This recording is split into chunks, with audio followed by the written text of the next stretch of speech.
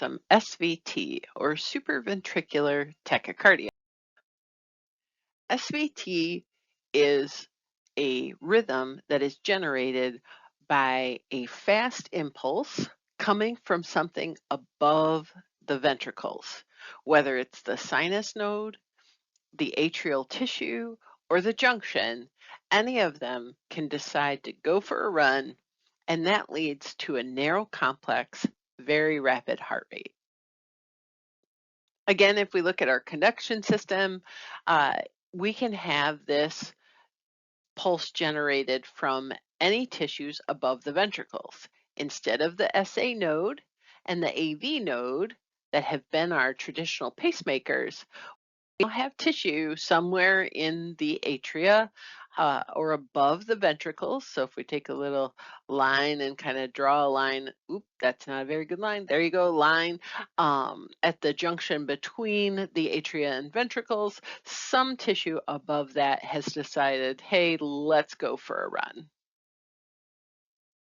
The components as we go through our process of interpretation for SVT are just like all the other atrial rhythms. You are looking for a regular rhythm that has a heart rate greater than 150.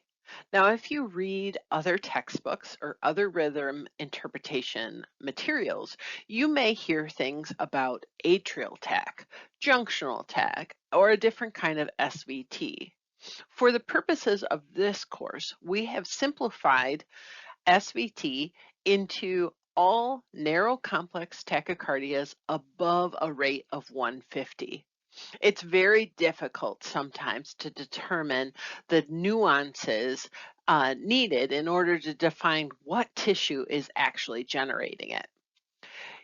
Most of the time, you don't see P waves because it is so fast. And then you don't have a PR interval because you don't have P waves that you can determine what that is. The QRS, however, is of normal duration or a narrow complex, less than 0.12. So again, if we go through this process, we're looking for a regular rhythm. If you take your calipers and go R to R, you'll see the distance between each complex is exactly the same. So we have a nice regular rhythm.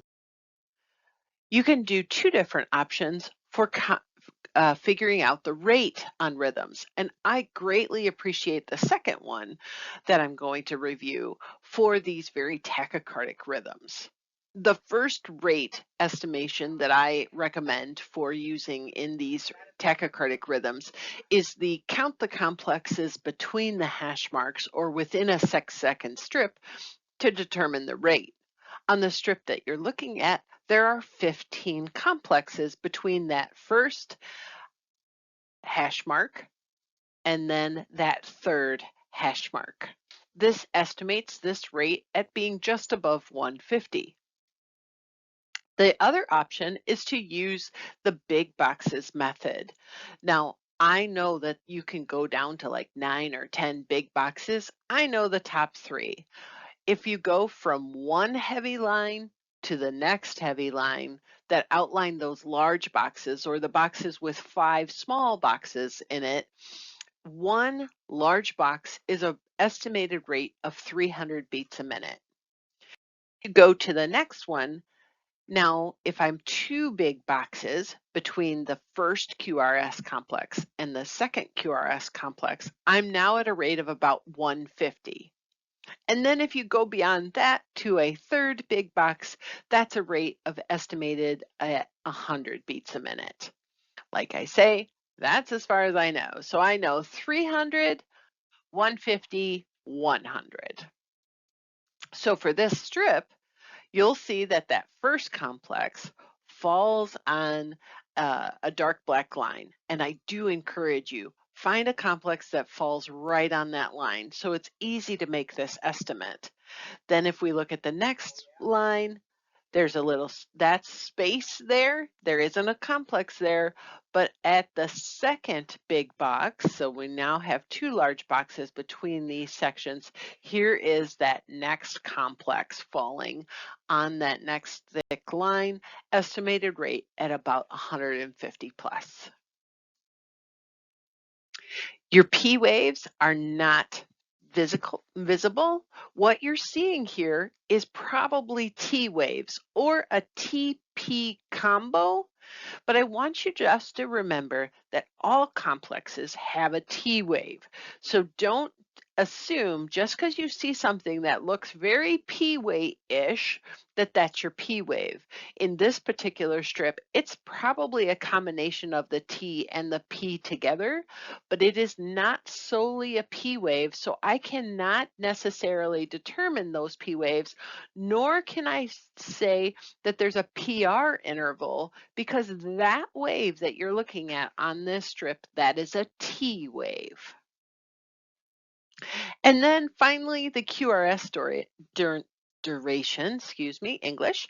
The QRS duration is narrow or normal or less than 0.12. Now these strips get real overwhelming, and I know that it's probably difficult to see, but I've made two little hash marks there to kind of represent calipers of measuring the width of that QRS.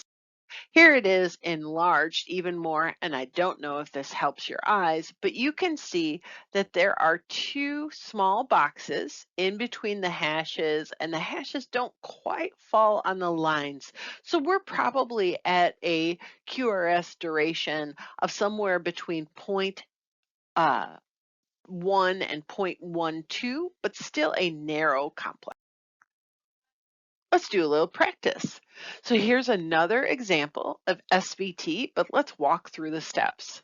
This rhythm is regular.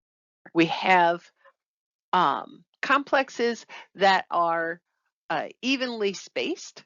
It also has a rate of about 180. If you count in the 6-second strip, you'll see there are 18 complexes here. 18 times 10, that means a rate of about 180. If we do the big box method, you're going to find a complex that falls kind of right on a fat line there, and then count over that first big fat line after the one you start with. That would be a rate of 300.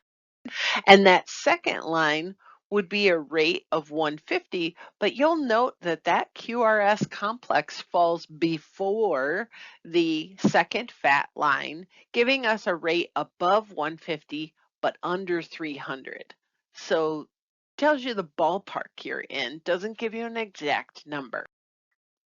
The P waves, again, you can't really determine them. What you're seeing there on that upward deflection from the isoelectric line is a T wave, so please don't measure from that, calling it a P wave. And since I don't have P waves, I can't give you a PR interval. And then again, these strips are overwhelming. I know that in real life on paper, instead of a Jumbotron, it'll be easier to see, but on this one, you'll see that's a very narrow complex. If we blow it up, that's a little more overwhelming, but you can clearly see that you have about one little box that you can determine, and then a little space on either side of the line.